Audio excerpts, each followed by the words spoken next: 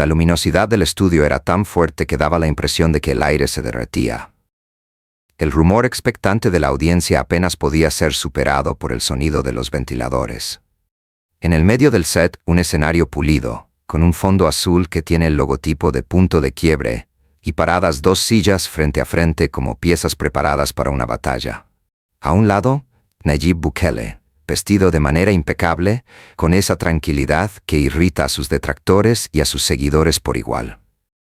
En el otro lado, la comandante Alejandro Castro Espín, con su uniforme perfectamente planchado y una mirada firme que ha pasado a través de generaciones de revolucionarios.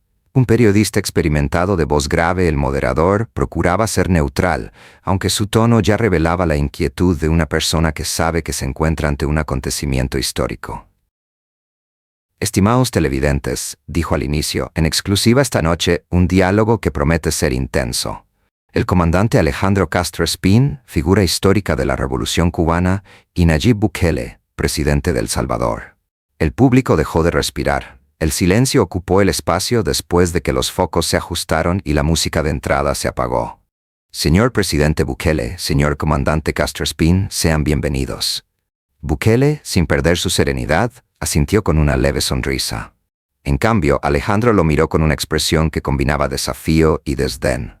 Gracias, dijo ella con una voz grave y firme. Vine porque ha llegado el momento de exponer algunas imposturas que se presentan como nueva política. El presentador se tragó la saliva. El ambiente ya estaba tenso apenas terminó de decirlo. Me alegra que haya venido, comandante, contestó Bukele, sin desviar la mirada. Aunque sea para rechazarlo, es positivo que las ideologías antiguas se atrevan a mirar hacia el futuro. Los murmullos y las risas nerviosas fueron la respuesta del público. Las cámaras enfocaron el rostro de Alejandro, que casi no se movió. Futuro, dice usted, replicó ella con los brazos cruzados. Si su concepto de futuro es encerrar a miles de personas sin juicio, violar los derechos humanos y poner su país en venta al capital internacional, entonces supongo que sí es futuro. El moderador trató de intervenir. Comandante, presidente, no olvidemos que estamos en un lugar para dialogar. Sin embargo, Bukele levantó la mano de manera serena.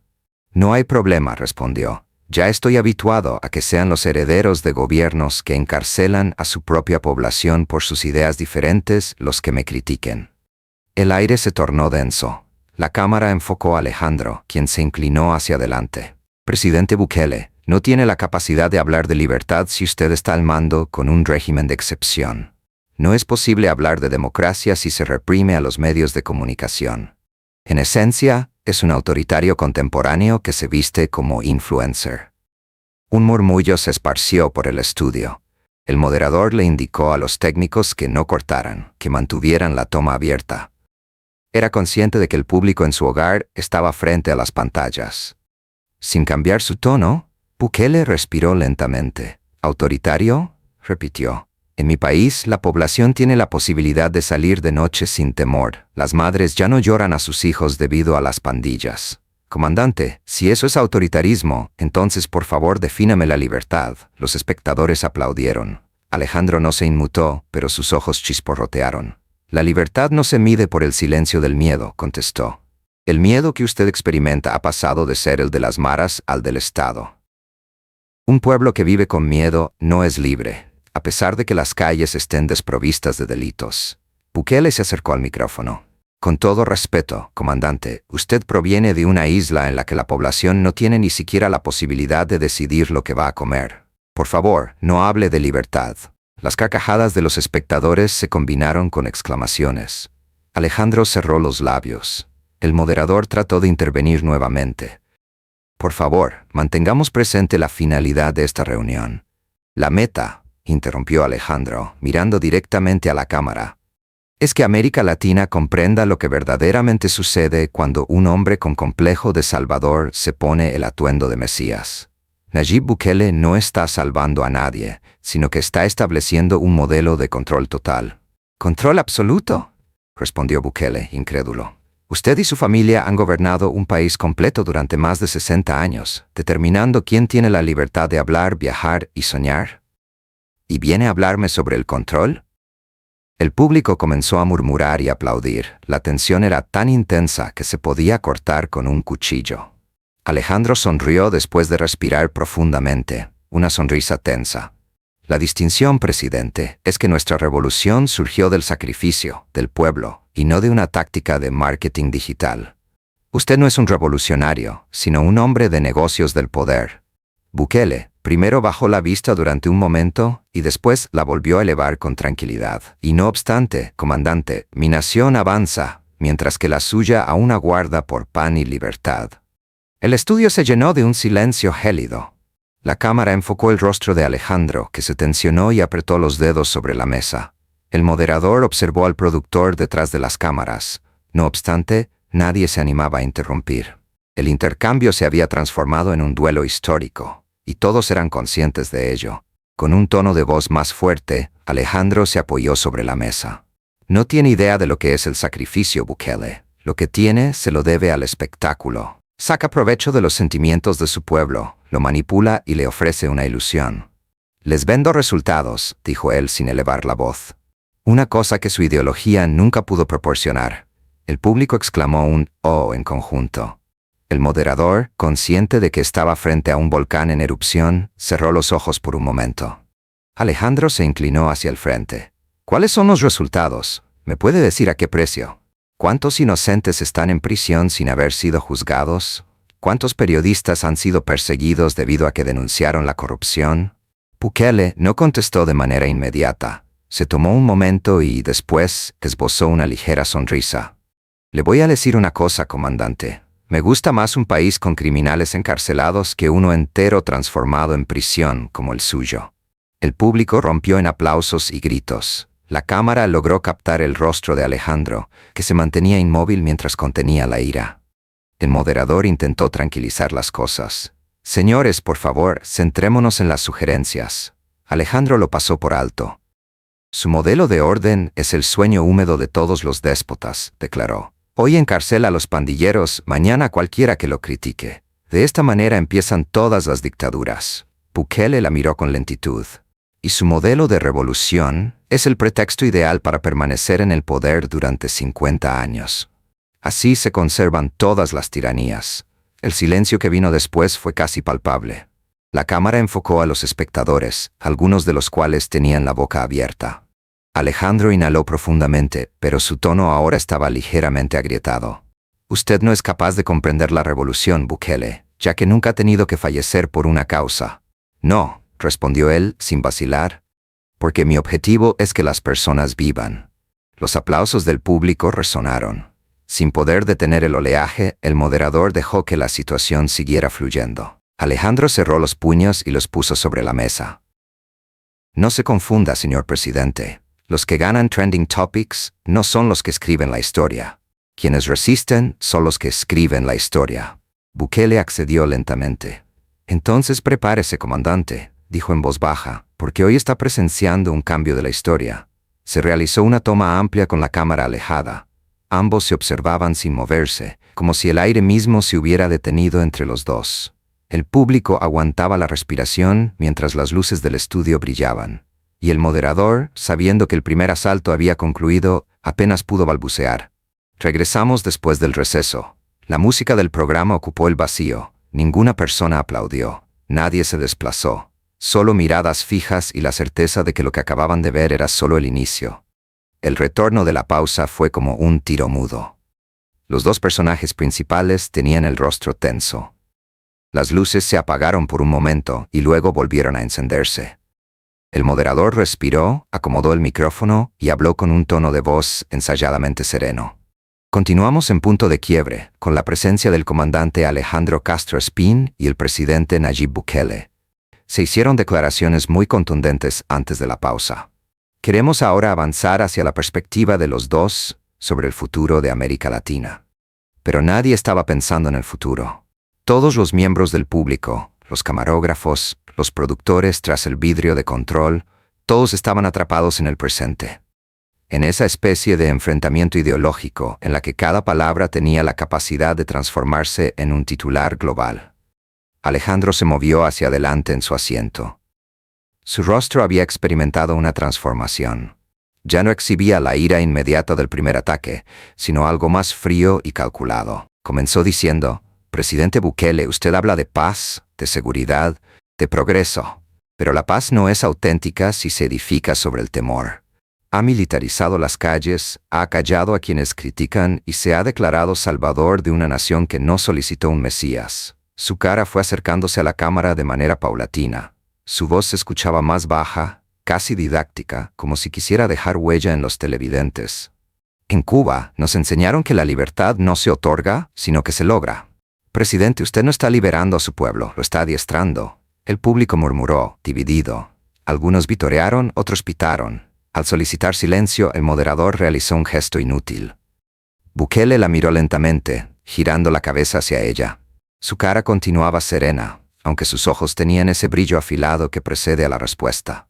Comandante, no estoy seguro si se ha dado cuenta de que la población salvadoreña ya no requiere que nadie le enseñe cómo vivir. La gente no me percibe como un Mesías, me ve como lo que soy, un servidor público que cumple sus promesas, algo que la revolución olvidó hace décadas.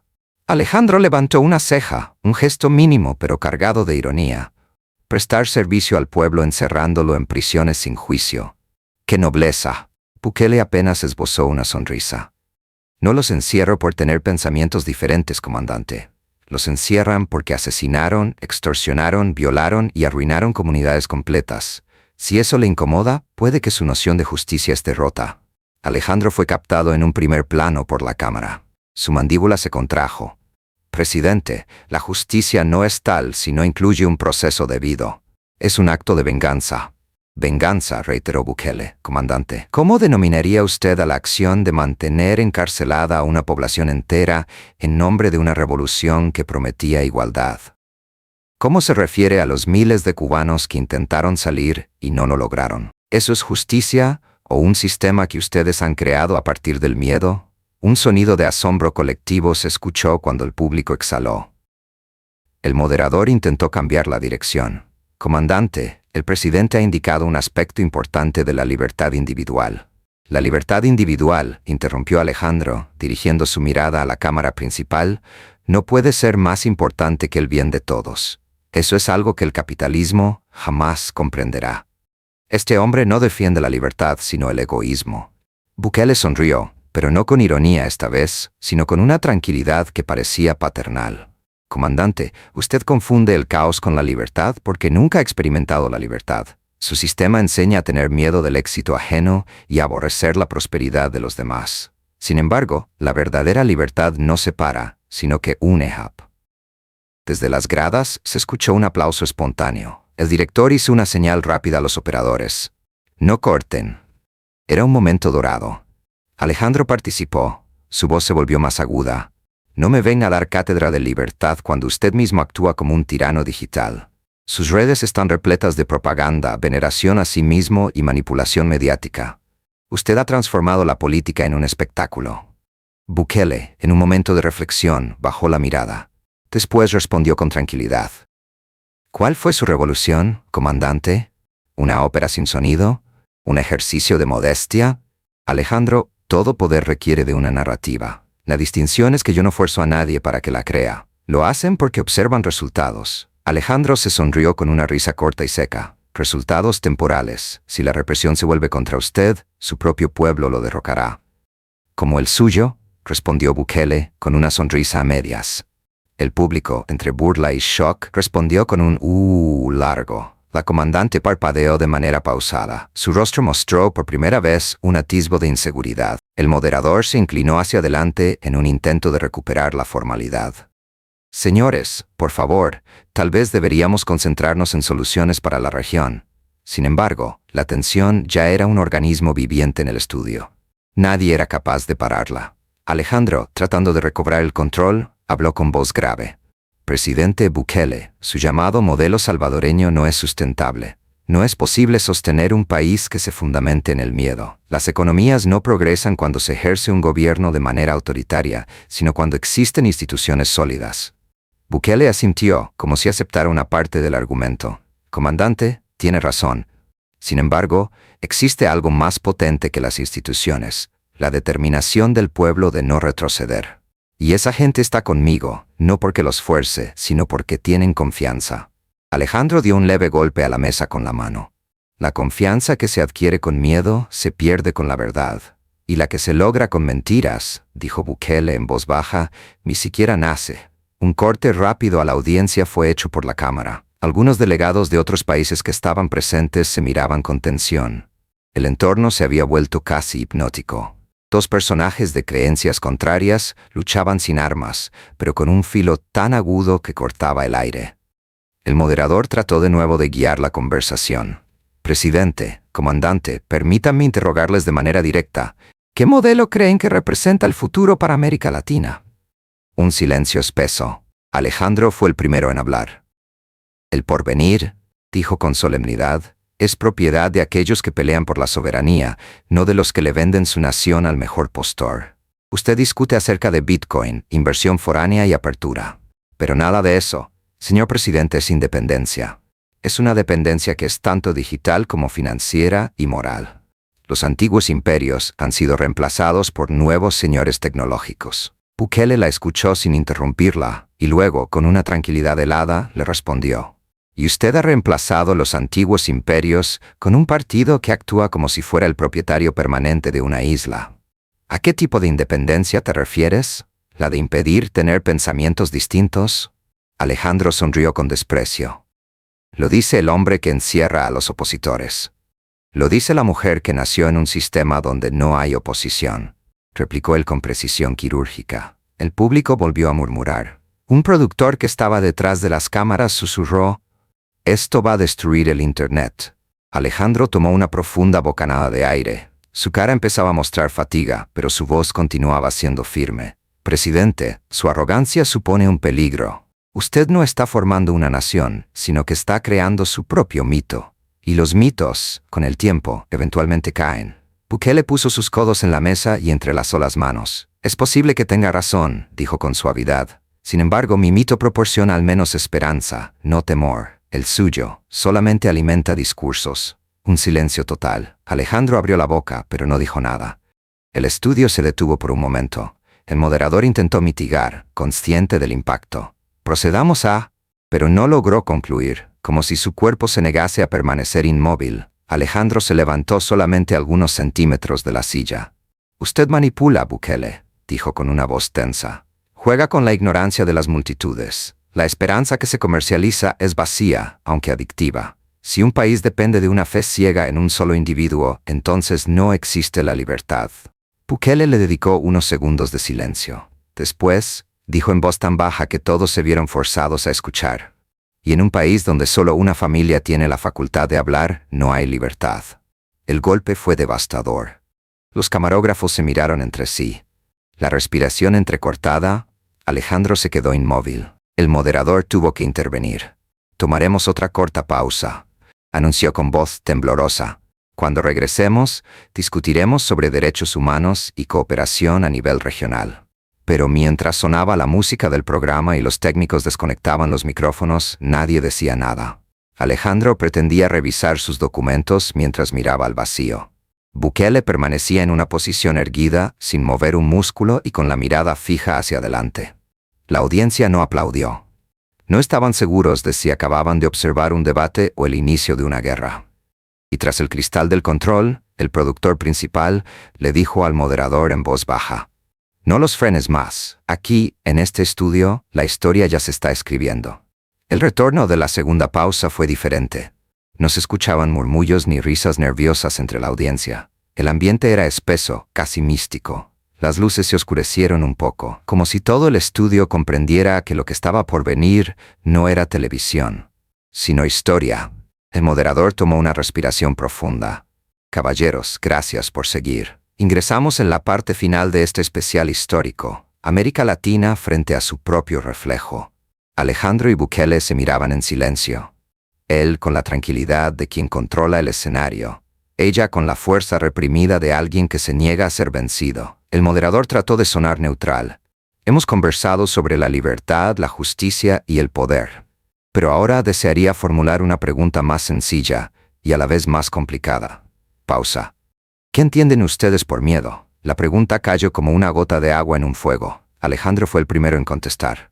«El miedo», afirmó con voz pausada, «es el instrumento más potente del capitalismo.